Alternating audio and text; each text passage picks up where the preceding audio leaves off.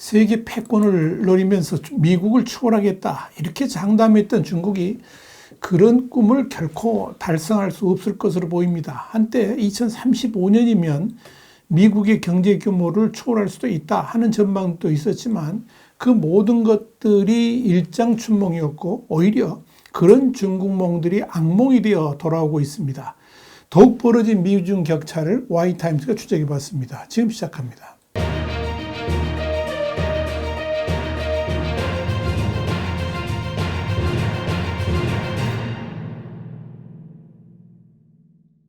영국의 텔레그래프는 지난 1일 중국의 엄청난 부채 수준, 인구 고령화, 지속적인 부동산 위기로 인해서 중국이 미국을 제치고 세계 최대 경제대국이 되기는 사실상 불가능할 것이다. 그러면서 최소한 2080년까지 중국이 미국 경제를 추월하지는 못할 것이다. 이렇게 보도했습니다.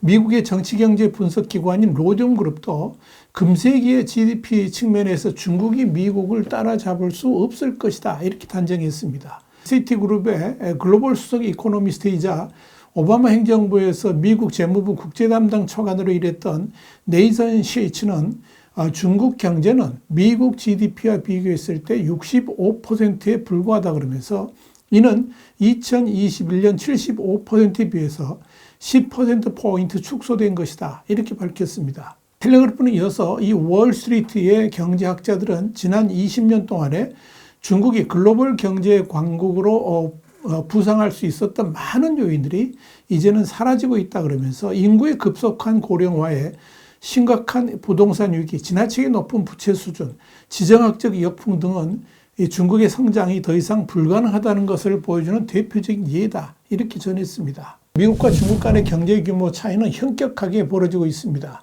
국제통화기금 그러니까 IMF에 따르면 중국의 명목 GDP는 2015년 미국의 61%에서 2021년에는 76%까지 커졌지만 작년 66%로 10%포인트나 축소된 것으로 추산됩니다. 구체적으로 보자면 2021년에서 23년 미국 GDP는 23조 3,151억 달러에서 26조 9,496억 달러로 15.6% 성장했습니다. 그러나 중국의 GDP는 오히려 0.3% 줄어들었습니다. 그러니 격차가 더 벌어질 수밖에 없는 것입니다. 여기에 대해서 IMF는 지난해 보고서에서 중국은 부동산 위기와 신뢰 약화로 인해서 점점 더 큰 역풍을 맞고 있다 그러면서 개발도상국 중 중국의 소비 감소가 특히 큰데 이는 코로나 위기 동안의 엄격한 이동 제한이 반영된 결과다. 이렇게 설명했습니다. 웬세퉁 칭화대 국제관계연구원장도 지난 1월 한 세미나에서 중국 경제 발전에 대한 과대평가의 대부분이 희망적 사고 때문이었다 그러면서 향후 10년간 미중 국력 격차는 양국 경쟁 심화 속에서 커질 수밖에 없다. 이렇게 전망했습니다.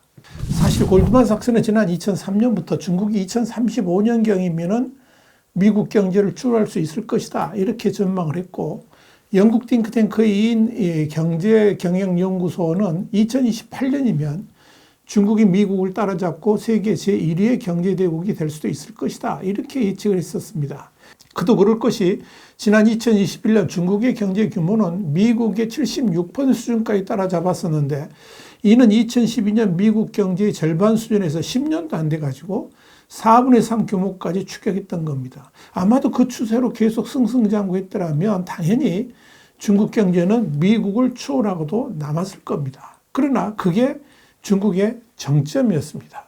지속적으로 상승하던 중국의 국운을 꺾은 것은 바로 시진핑 리스크 때문이었습니다.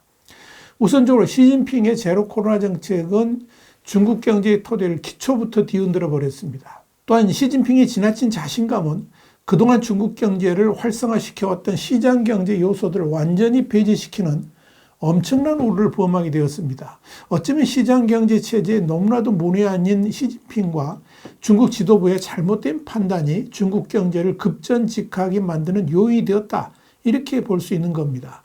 중국 당국의 대표적인 정책 실수 중에 하나가 바로 온라인 게임 규제안이었습니다. 중국은 2021년 빅테크 또 사교육 규제로 증시가 크게 한번 흔들린 적이 있었는데 작년 말에 또다시 온라인 게임 규제안을 국가신문 출판부 홈페이지에 공지했다가 게임주 시가총액이 무려 100조 원 가까이 폭락을 하자 지난달 돌연 삭제를 했습니다. 이미 엄청난 손해를 본 후였습니다. 그리고 그 후로 그 손실은 복구되지를 않았습니다. 이에 대해서 미국 피터슨 국제경제연구소의 애덤 포슨 소장은 시 주석은 경제 사회 전반에서 독단적이고 권위적인 권력을 행사함으로써 코로나 기간 동안의 경제의 약점을 크게 악화시켰다. 이렇게 비판한 겁니다. 이런 경제 상황을 가장 빠르고 정확하게 보여주는 것이 증시입니다.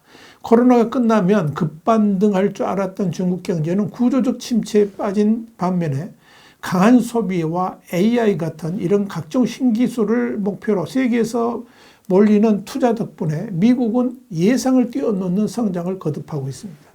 이런 시장 상황은 곧바로 증시의 지표로서 그대로 반영되고 있는 겁니다. 미국 증시는 사상 최고치 경신 행진을 이어가면서 세계 증시의 시가총액 절반 가까이 차지한 것으로 나타났습니다. 일본의 니혼게제 신문은 일본 시장 조사 업체인 퀵팩세트를 인용해서 2일 기준 미국 기업 시가총액은 51조 달러로 작년 말보다 1조 4천억 달러 늘었다라고 보도했습니다. 이는 세계 전체 시가총액의 48%에 해당하는 것으로 2015년 6월 말 그 30% 후반과 비교했을 때 10%포인트 정도 상승한 겁니다. 2003년 9월 이후 최고 수준입니다. 그렇다면 중국 증시 상황은 어떨까요? 중국은 지금 부동산 시장 불안이 시장을 흔들고 있고 여기에 경기는 둔화 상태입니다. 중국 증시는 당연히 하락세입니다. 그러다 보니까 홍콩을 포함한 중국의 시가총액은 연초 이후에 1조 7천억 달러나 빠졌습니다. 이는 최근 3년간 6조 달러가 증발했다는 것을 보여주는 겁니다. 이에 따라 세계 증시에서 중국의 점유율은 2015년 6월 20%에서 최근 10%로 반토막 났습니다. 이렇게 미국과 중국의 시가총액이 확연하게 다른 곡선을 보여주고 있는 겁니다. 미국은 급상승하고 있고 중국은 절반으로 꺾인 겁니다. 이런 차이는 퀵패스세트가 관련 정보 집계를 시작한 2001년 이후에 가장 커진 수치입니다.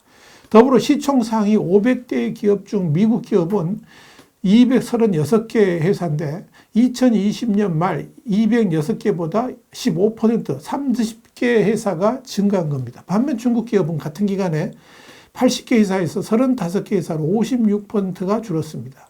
중요한 것은 이 중국 증시의 폭락이 중국의 미래 먹거리를 할 수 있는 기술 기업들의 발목을 잡는 결과로 나타나고 있다는 점입니다. 한마디로 미국의 기술 기업들은 승승장구를 하고 있는데 중국의 기술 기업들은 정반대의 현상을 보이고 있다는 겁니다. 이는 글로벌 자금들이 중국 기업들은 쳐다보지도 않고 미국 기업들에게 일방적으로 쏠리고 있다는 것을 의미합니다. 아마존과 메타는 페이스북을 말하는 거죠. 이들만 해도 연초 이후에 시가총액이 5,100억 달러 늘었습니다. 반면 중국 인터넷 기업 알리바바와 텐센트는 310억 달러나 줄었습니다. 심지어 생성형 인공지능 개발 경쟁에서도 미국 우위는 확연하게 드러납니다. 골드만삭스는 5일 엔비디아의 혁신 속도를 볼 때 가까운 장래에 업계 표준으로 남을 것이고 성장 여지가 더 크다 그러면서 목표가를 625달러에서 800달러로 상향 조정한다라고 밝혔습니다. 엔비디아는 글로벌 시총 6위로 생성형 AI 반도체 칩을 거의 독점적으로 공급을 하고 있습니다. 반면에 중국은 당장 미국의 첨단 반도체에 대한 규제에 발목 잡혀 있죠. 당연히 첨단 반도체 설비조차 수입이 금지되어 있는 상황입니다. 그러니 투자자들이 당연히 중국 기업들은 투자 대상에서 아예 제외를 하고 미국의 기술 기업들만 선호를 하게 된 겁니다. 그러다 보니까 2020년 말만 해도 세계 시가총액 10대 기업 중에는 텐센트가 7위, 알리바바 9위가 포함되어 있었지만 지금은 중국 기업들은 아예 사라져 버렸습니다. 대신 엔비디아가 6위, 제약사 일라일릴리가 9위를 기록하면서 미국 회사가 비집고 들어왔습니다. 중화민족의 부흥이라는 중국몽은 시진핑 주석이 집권하면서 내세운 비전으로 미국의 패권을 넘어서 세계를 장악하겠다는 운대한 포부가 담겨 있습니다. 이런 중국몽의 한가운데에는 중화 사상이 담겨 있죠. 세상은 중국을 중심으로 돌아가도록 되어 있다는 것이고 또 그렇게 되어야만 한다고 생각하는 겁니다. 사실 이런 중국몽이나 중화사상은 자아도취에 가깝습니다. 특히 중국 공산당 같은 이념적 가치관에 함몰되게 되면 사리가 분별되지 않고 오히려 자신들의 욕망만 눈앞에 어른거리도록 되어 있습니다. 그러면서 그들이 가는 길이 곧 진리라고 믿어버리는 겁니다. 시진핑의 중국몽도 결국 덩샤오핑이 개혁개방이라는 획기적 대전환을 추구하면서 생긴 경제적 요령을 바탕으로 세계 패권 장악이라는 야심을 품었다라고 볼 수 있습니다. 그러나 시진핑의 중국몽은 아직 제대로 꽃도 피우지도 않았는데 이미 다 이루어진 것 같은 착각과 환상 속에 빠져들면서 틀어지기 시작했다라고 볼 수 있습니다. 그러다 보니까 옛 중화제국의 명성을 되찾기도 전에 중국몽이 악몽으로 변할 위기에 처해버린 것입니다. 한마디로 중국은 급속한 성장이 없다면 저절로 쓰러질 수밖에 없는 자전거다, 이렇게 말씀드릴 수 있습니다. 시진핑의 가장 큰 착각은 중국은 영원히 급속한 경제 성장을 당연히 할 것이라고 착각했다는 겁니다. 그러한 오판이 중국몽의 좌절을 불러왔습니다. 그런데 진짜 문제는 아직도 시진핑이 뭘 잘못하고 있는지 모르고 있다는 겁니다. 물론 시진핑의 한계가 그것이기도 하지만 더 큰 문제는 중국을 이끄는 중국의 공산당 지도부가 현명한 전문가들이 입은 틀어 막은 채 모두 잘 될 것이라는 우물한 개구리의 웅성거림만 듣고 또 그를 무조건 맹신하고 있다는 점입니다. 그런 중국이 잘 될 리가 없습니다. 그런 시진핑의 환상과 착각이 지금 미중 간의 격차를 더욱 벌리는 단초가 되어버린 것입니다. YTN 정세 분석이었습니다. 감사합니다.